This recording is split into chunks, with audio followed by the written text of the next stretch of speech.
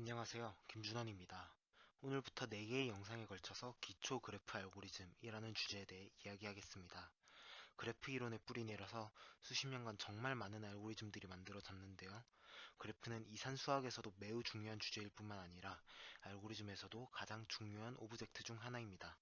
정보올림피아드, ICPC 등 알고리즘 대회에서도 언제나 그래프 알고리즘을 사용하는 문제는 꼭 나옵니다. 우리는 이 그래프 알고리즘의 기초에 대해서 4시간 동안 배워보도록 하겠습니다. 기초 그래프 알고리즘 강의에서는 그래프가 뭔지, 그래프를 탐색한다는 게 뭔지에 대해 다루고, 그리고 그래프 위에서 돌아가는 가장 쉬운 알고리즘 몇 개를 배워볼 예정입니다. 첫 번째 시간인 오늘은 그래프의 개념과 그래프 관련 용어들을 쭉 돌아가면서 배워볼 거고요.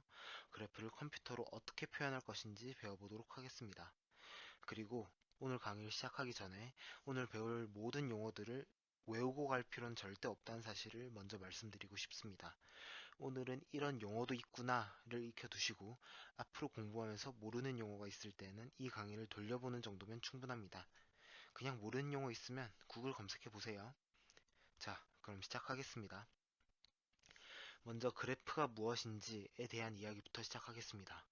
우리가 초등학교 때 배워온 그래프로는 막대 그래프, 그리고 꺾은선 그래프가 있는데요. 우리가 오늘 배울 그래프는 이 모두하고 관련이 없습니다. 뭐 원그래프 그런 것과도 전혀 관련이 없어요. 그저 그래프는 점이 있고요. 이 점들을 선으로 이은 것입니다. 이 점들을 그래프 이론에서 유식한 용어로 정점 또는 영어로 vertex라고 부르고요. 이 정점들을 잇는 선들을 그래프 이론에서 유식한 용어로 간선 또는 영어로 edge라고 부릅니다. 그리고 정점들과 간선을 모은 것을 우리는 그래프라고 부릅니다. 정점이 어디 있고 몇 개 있든 간선이 몇 개 있고 어떤 정점상을 잇고 있든 아무 상관이 없어요. 그냥 정점들과 정점들을 잇고 있는 간선들이 있으면 이거를 일컬어 그래프라고 부릅니다.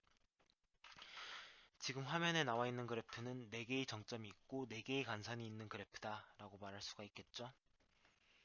잠깐만 수학적으로 들어가 보겠습니다. 나는 수식 공포증이 있다 하시면 이 부분은 빠르게 넘기시면 되겠습니다. 먼저 정점에 V1, V2, V3, V4라는 이쁜 이름을 붙여봤습니다. 여기서 정점 집합 V, V라는 이름은 vertex에서 온 거겠죠? V를 정의해 보겠습니다. V는 V1, V2, V3, V4라는 4개의 정점을 담고 있는 집합이 됩니다. V가 그래프 G의 정점 집합이라는 것을 강조할 때는 V를 V 괄호 열고 G 괄호 닫고로 씁니다. 이런 정점 집합 V를 정의를 했고요. 그 다음에는 간선 집합 E를 정의합니다. 물론 그래프 G의 간선 집합이라는 걸 강조하고 싶을 때에는 E 괄호 열고 G 괄호 닫고라고 씁니다. 이 간선 집합에는 간선들이 들어있는데요. 각각의 간선은 순서쌍이란 형태로 들어있습니다. V1과 V2를 잇는 간선은 V1, V2라는 순서쌍으로 들어있고요. V2와 V3를 잇고 있는 간선은 V2, V3라는 순서쌍이 됩니다.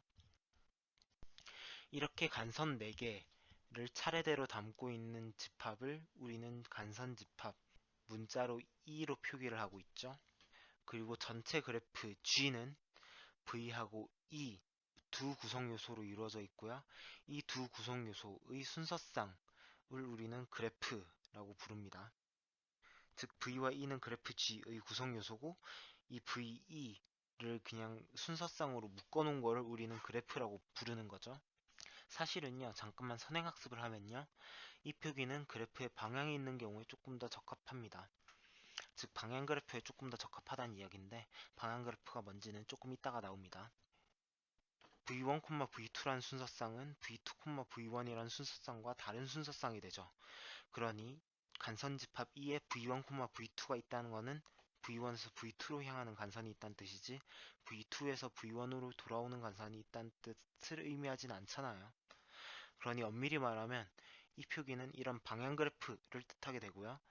무방향 그래프의 경우에는 V1과 V2를 양방향으로 모두 오갈 수 있다라는 뜻으로 집합 위에 V1, V2와 V2, V1을 모두 넣어두셔야 되겠습니다. 지금 뭔 소리를 하는 거지 싶으실 수도 있는데 나중에 다시 돌려보세요. 다시 그래프로 돌아와서요.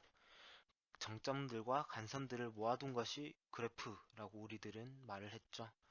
근데 그래프가 조금 달라졌습니다. 위 두 정점을 잇고 있는 간선이 두 개가 됐죠.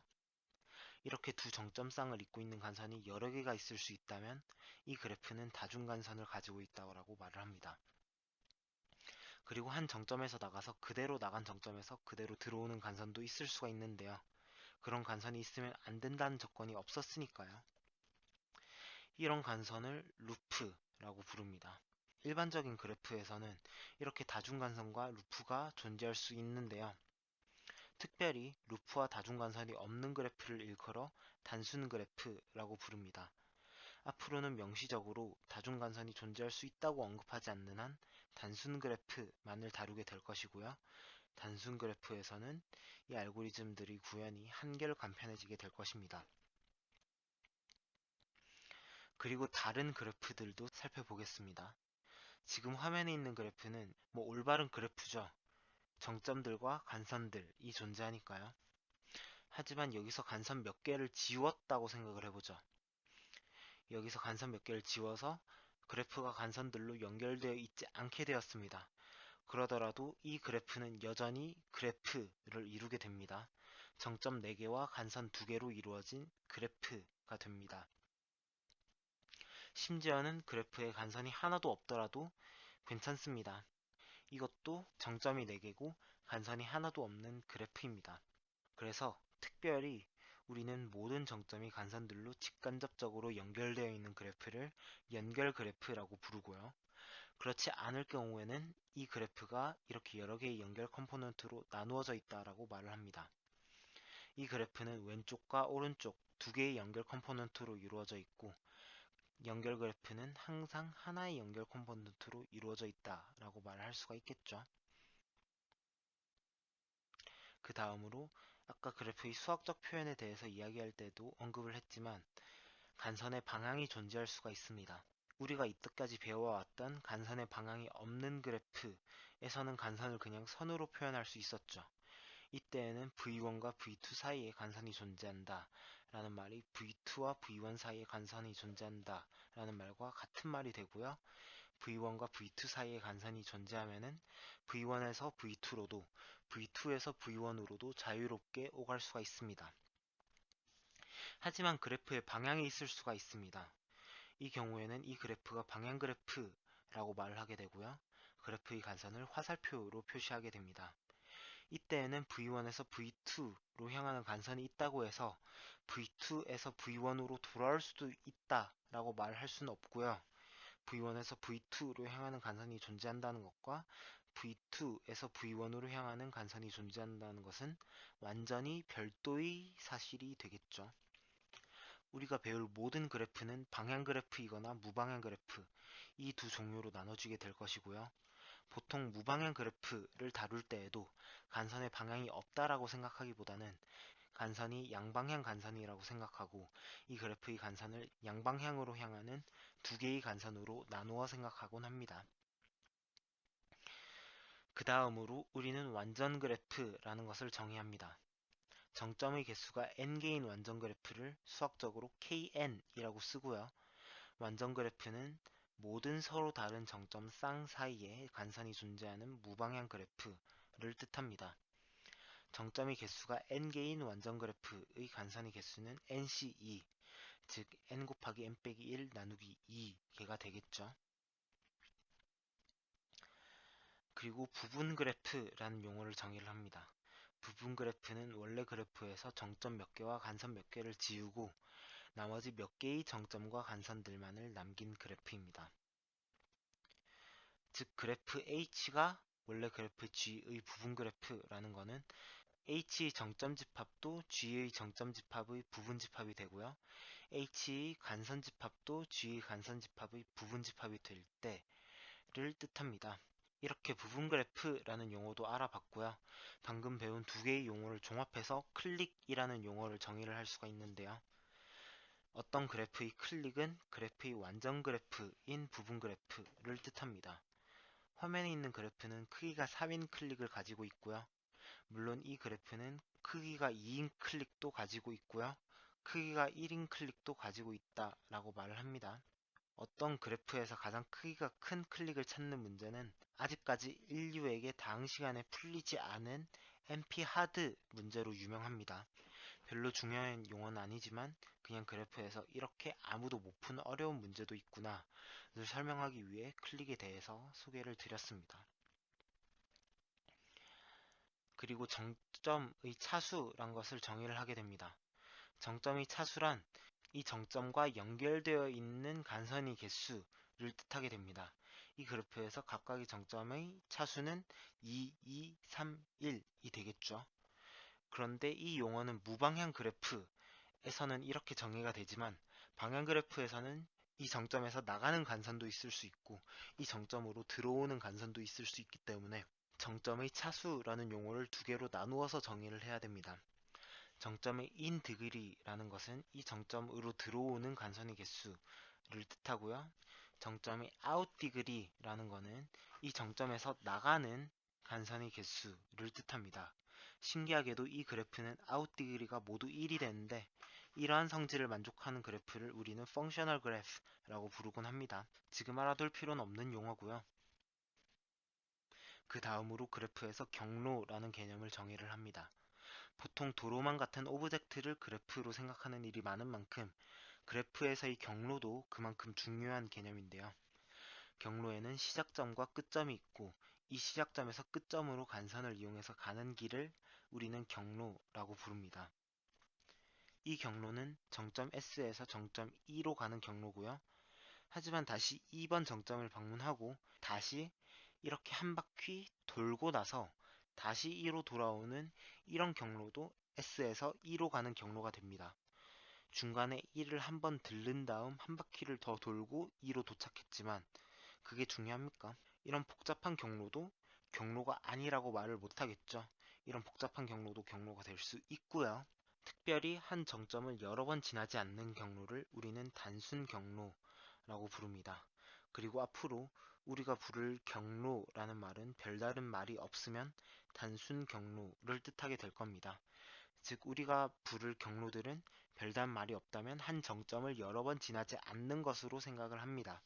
그리고 경로는 한 정점에서 출발해서 출발한 정점으로 그대로 돌아올 수도 있겠죠.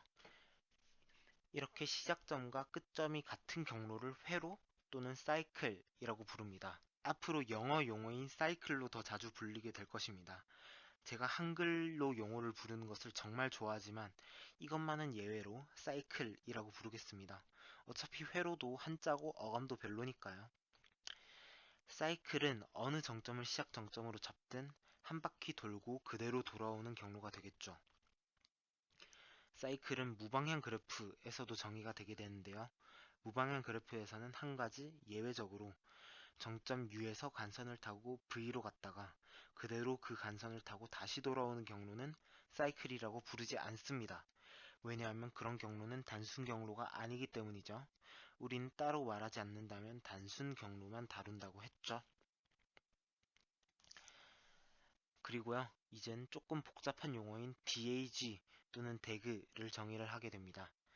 영어 뜻풀이에서도 나와 있듯 DAG는 사이클이 없는 방향 그래프를 뜻합니다. 방향 그래프에 사이클이 없으면 어떤 점이 좋은지는 2강에서 더 멀리는 심화 그래프 알고리즘 강의의 위상 정렬 단원에서 다루게 될 것입니다. DAG 무방향 그래프 버전으로 트리 그래프라는 걸 다루게 되는데요. 트리 그래프 또는 단순히 트리라고 부르기도 하는 트리는 똑같이 사이클이 없는 무방향 연결 그래프를 뜻합니다. 사실 오히려 앞에서 배운 DAG보다 트리라는 말을 여러분은 더 자주 들어봤을 거예요. 트리는 루트가 있고 부모와 자식 관계가 있는 그런 오브젝트였죠. 하지만 여기 있는 트리 그래프엔 루트가 없는데요. 네, 하지만 이 그래프에서 중력이 작용한다고 생각을 해보고 아무 정점 하나를 손으로 잡아서 들어 올립니다. 그러면 이 그래프는 완벽한 부모-자식 관계를 가지는 트리가 됩니다. 그래서 이런 그래프로서의 트리를 우리는 루트 없는 트리로 부르곤 하고요.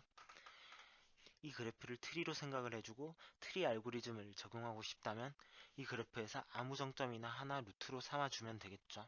그리고 트리 그래프에서는 이미 두 정점 사이의 경로가 정확히 하나씩만 존재하게 되고요. 트리의 정의를 이렇게 하기도 합니다. 이미 두 정점 사이의 경로가 정확히 하나만 존재하는 무방한 그래프로 트리를 정의하기도 합니다. 그리고 다음과 같은 정의도 트리 그래프의 동치인 정의가 되는데요. 트리 그래프에서는 간선의 개수가 정점의 개수보다 하나 적게 됩니다. 하나 적은 개수를 가지게 됩니다. 그래서 간선의 개수가 정점의 개수보다 하나 적은 연결 그래프도 트리 그래프의 정의가 되고요. 왜 이렇게 되는지는 여러분이 직접 수학적 귀납법을 이용해서 증명을 할 수가 있습니다. 이 증명의 첫 줄은 정점의 개수가 하나라고 두자. 그러면 간선의 개수는 0개이니까 이 그래프는 사이클이 없는 무방한 그래프가 되고 이미 두 정점 사이의 경로도 정확히 하나만 존재하게 된다. 이렇게 시작을 하게 되겠죠. 이제 여러분은 종이를 꺼내고 이 증명을 스스로 완성해 볼 때입니다. 여기까지 그래프 관련 용어들에 대해서 배워봤는데요. 다시 말하지만 이거 전부 외울 필요는 없어요. 오늘은 그냥 이런 용어가 있구나 라고 생각을 하시고 다음에 알고리즘을 공부하면서 문제를 풀면서 모르는 용어가 있을 때마다 이 부분을 계속 돌려보거나 구글을 찾아보시기 바랍니다. 이렇게 우리는 그래프가 뭔지에 대해서 이렇게 20분이라는 긴 시간 동안 공부를 해 봤는데요. 이제 그래프를 어떻게 하면 우리도 알아듣고 컴퓨터도 알아들을 수 있는 방법으로 표현할 수 있을까에 대해서 알아보겠습니다. 그래프를 컴퓨터가 알아들을 수 있게 표현하는 방법에는 크게 두 가지가 있는데요. 인접 행렬과 인접 리스트로 불리는 두 가지 방법입니다. 나중에 그래프에 대해서 익숙해지면 그래프를 표현하는 세 번째 방법에 대해서도 배우게 되는데요. 이 방법에 대해서는 지금은 논외로 하겠습니다. 먼저 인접행렬이라는 방법을 배워보겠습니다. 인접행렬이라는 방법은 그래프를 행렬로 표시하게 됩니다. 행렬이라고 하면 저는 행렬을 배운 적 없는데요. 저는 이해할 수 없는 방법일까요? 라고 질문하실 수가 있는데요. 그렇지 않고요. 행렬이 아니라 그냥 2차원 배열이라고 생각을 해주셔도 아무런 지장이 없습니다. 먼저 크기가 정점 개수 곱하기 정점 개수인 2차원 배열을 준비해 주고요. 각 정점에 1, 2, 3, 4로 번호를 붙이고 각 행과 각 열에도 1, 2, 3, 4라는 번호를 붙여주게 됩니다. 그리고 우리가 준비한 2차원 배열의 각 엔트리에 0이라는 값을 초기화시켜 주게 되고요. 그러고는 각 간선이 입력으로 주어질 때마다 왼쪽의 2차원 배열에 표시를 해주게 될 것입니다. 지금 오른쪽에 완성된 그래프가 주어져 있지만 실제로는 이렇게 처음에는 아무 간선 정보도 우리는 모르고요. 간선이 하나씩 입력으로 들어오면서 우리는 간선 정보들을 받고 그와 동시에 이 인접 행렬을 구성하게 되겠죠. 이제 간선을 차례대로 입력으로 받으면서 인접 행렬을 어떻게 구성하는지를 볼게요. 제일 먼저 2번 정점에서 1번 정점으로 들어오는 간선을 우리가 입력으로 받았을 때 우리는 인접 행렬의 2행 1렬에 1이라고 표시를 해둡니다. 이 말은 이 그래프의 2번 정점에서 1번 정점으로 가는 간선이 하나 존재한다 라는 뜻입니다. 그리고 마찬가지로 1번 정점에서 4번 정점으로 가는 간선이 입력으로 주어졌을 때도 이 2차원 배열의 1행 4열에 1을 표시해 줍니다. 그리고 이렇게 양방향 간선이 들어올 수도 있는데요. 이렇게 양방향 간선이 들어오면요. 행렬의 1행 3열 그리고 3행 1열에 모두 1을 표시를 해줘야겠죠. 무방향 그래프를 입력으로 받을 때도 이렇게 모든 간선이 양방향 간선이다 라고 생각해 주시고 처리를 하시면 되겠습니다. 그리고 이렇게 다중간선이 들어올 때에도 2번 정점에서 3번 정점으로 가는 간선이 두 개 존재할 때에도 이 인접행렬의 2행 3열에 2라고 표시를 해줍니다. 이렇게 말하면 오른쪽에 그려진 그래프에 대한 인접행렬을 완성할 수 있겠죠. 컴퓨터는 오른쪽에 있는 그림은 알아먹지 못하지만 왼쪽에 있는 2차원 배열은 알아먹을 수 있으니까 그래프가 입력으로 주어지면은 이렇게 왼쪽의 2차원 배열과 같은 형태로 표현을 해야겠죠. 이렇게 인접행렬을 구성을 하면요. 예를 들면 이렇게 이 행렬의 1행 3열을 보면 숫자가 1이 적혀 있다는 것을 확인할 수 있죠. 이 정보로부터 우리는 1번 정점에서 3번 정점으로 가는 간선이 하나 존재하는구나 라는 사실을 알 수가 있고요. 또는 이렇게 한 행을 통째로 보면요. 이 인접 행렬의 이 행을 통째로 보면 이 그래프의 2번 정점에서 어느 정점들로 나가는 간선이 존재하는지를 알 수 있습니다.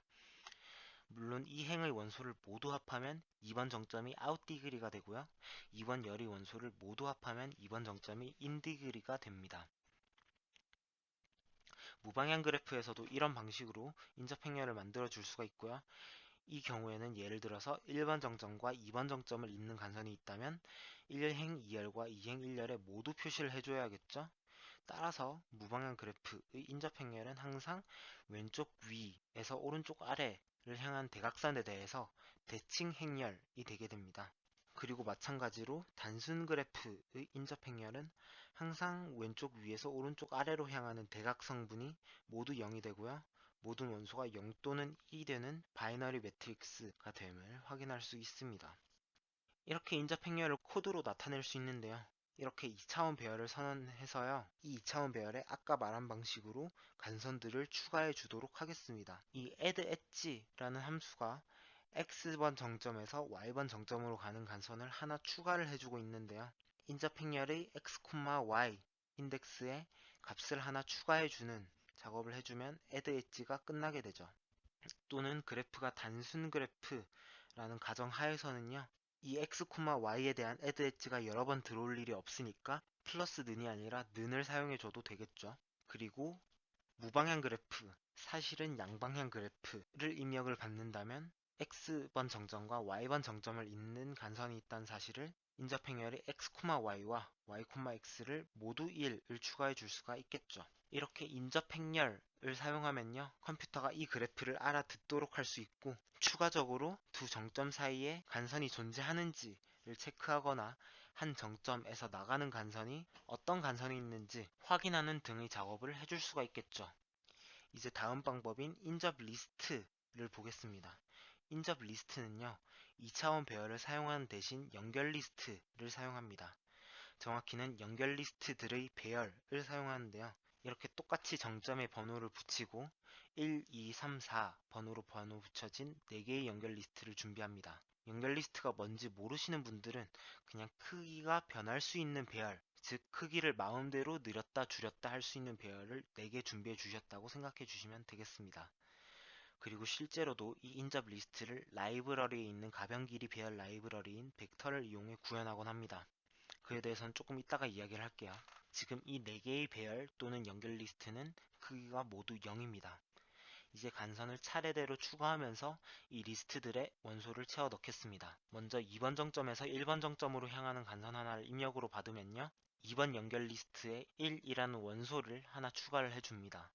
즉 연결 리스트면 노드 하나를 만들어서 두 번째 연결 리스트에다 추가해주는 작업을 한다라고 생각해 주시면 되겠고요.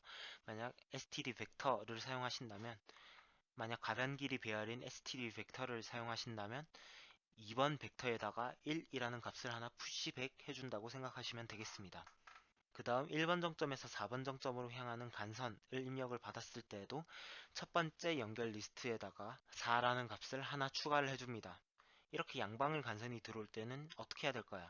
역시 1번 연결 리스트에 3번이란 값을 하나 추가해 주고요. 3번 연결 리스트에 1번이란 값을 하나 추가해 줍니다. 다중간선이 들어오면 어떻게 할까요?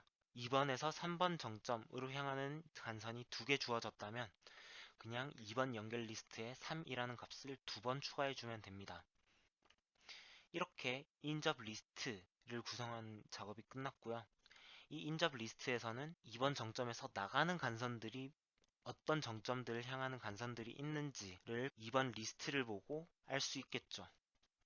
다만 여러분도 눈치채셨겠지만 1번 정점에서 2번 정점으로 가는 간선이 존재하는지 이런 거는 인접 행렬처럼 바로바로 판정하지는 못합니다. 이 인접 리스트는 이렇게 링크드 리스트라는 구조체를 만들어서 연결 리스트들의 배열로 구성을 하거나요. C++ STL의 동적 배열 라이브러리 std 벡터를 사용합니다. 만약 std 벡터의 사용법을 모르신다면요. 잠깐 영상을 멈춰두고 이걸 보세요. 자, 다 봤으면요. 이제 이렇게 std 벡터를 사용하는 인접 리스트의 구현 방식에 대해서 설명드리겠습니다.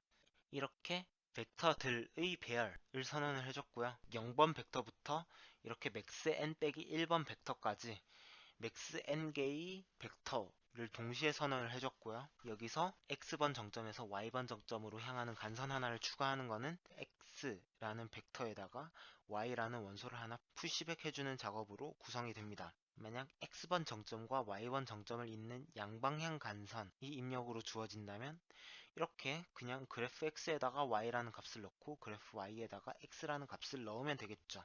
이렇게 그래프를 인접 리스트로도 표현을 할 수가 있고요. 인접 리스트로 표현을 하더라도 컴퓨터가 알아먹을 수 있고 그래프에서 필요한 작업들을 코드로 표현을 해줄 수가 있겠죠. 이렇게 그래프를 코드로 표현하는 두 가지 방법에 대해서 알아봤고요. 이 두 가지 방법을 비교를 해보겠습니다. 먼저 인접 행렬 방법은 2차원 배열을 선언하는 걸로부터 시작을 하니까요. 메모리 사용량은 오더 오브 v제곱 이 무조건 들게 됩니다. 그러니 만약 정점의 개수가 10만 개 이런 그래프가 들어오게 된다면 10만 곱하기 10만 배열을 선언해야 되는데 이 10만 곱하기 10만 배열 인트로 선언했다고만 생각을 해봐도 메모리를 수십 기가바이트를 사용하게 되기 때문에 일반적인 프로그래밍 대회의 메모리 제한에는 택도 없게 되겠죠. 그러니 인접 행렬은 크기가 1000 정도로 작은 그래프를 표현하는 데에만 쓰일 수가 있고요. 그 대신 인접 행렬 방법은 구현이 편하고 일부 알고리즘, 예를 들면 3강에서 배울 플루이드 알고리즘 같은 알고리즘은 인접 행렬로 구현하는 것이 매우 편하게 됩니다. 그리고 이 방법의 특징은 한 정점에 연결된 간선을 모두 순회할 때 항상 이 정점이 1번 정점과 연결돼 있나 2번 정점과 연결돼 있나를 차례대로 확인을 해줘야 되기 때문에 항상 오더 오브 v의 시간을 사용하게 됩니다. 반면 인접 리스트 방법은 그 정점 번호 번째의 인접 리스트만 확인을 해주면 되니까요. 그 정점에 연결된 간선 개수만큼의 시간만 사용을 하게 되겠죠. 이 방법은 따라서 정점에 비해서 간선이 몇 개 없는 희소 그래프에서 비효율적으로 작동하게 됩니다. 그리고 사실은 예외적인 경우를 제외한다면 항상 그래프를 인접 리스트로 표현하는 게 이득입니다. 그리고 여러분께 생각할 거리를 하나 드릴게요. 앞서 인접 행렬 이런 거를 그냥 행렬이 아니라 2차원 배열로 생각하면 된다고 말은 했지만 인접 행렬도 행렬이죠. 그러면 이 행렬을 제곱한 행렬은 어떤 행렬이 될까요? 한번 아무 그래프나 그려서 이 그래프의 인접 행렬을 만들어 본 다음에 이 행렬을 직접 제곱을 해봐서 이 인접 행렬을 제곱한 행렬이 어떤 의미를 갖는가를 스스로 탐색을 해보시기 바랍니다. 재미있을 거예요. 그리고 인접 리스트는요, 메모리 사용량이 오더 오브 v 더하기 2가 됩니다. 매번 간선을 추가할 때마다 벡터들 중 하나에 값을 하나 추가하는데 그치기 때문이죠. 따라서 인접 리스트 방법은 메모리 사용량이 적고, 즉 정점은 매우 많지만 간선은 그만큼 빽빽하게 들어차 있지 않은 그런 그래프를 표현하는데 유리합니다. 그리고 이 방법은 이 한 정점에서 시작하는 간선을 모두 순회할 때 이 정점에 연결된 정점의 개수만큼의 시간만을 사용하기 때문에 그래프의 탐색을 효율적으로 할 수가 있고요. 대신 한 정점으로 들어오는 간선을 순회할 때는 그 정점 번호 번째 연결 리스트를 살펴보는 게 아니라 추가적인 처리를 해 주어야 됩니다. 어떤 처리를 해주면 한 정점으로 들어오는 간선을 잘 순회를 해줄 수 있을까는 스스로 한번 생각을 해보시기 바랍니다. 여기까지 그래프가 뭔지 그리고 그래프 알고리즘을 구현하기 위해서 그래프를 어떻게 컴퓨터가 알아들을 수 있게 입력을 받아야 되는지에 대해서 알아봤습니다. 이제 다음 시간인 그래프의 탐색을 다루는 시간부터 본격적인 그래프 알고리즘에 대해 다뤄보겠습니다. 그러면 다음 시간에 뵙겠습니다. 감사합니다.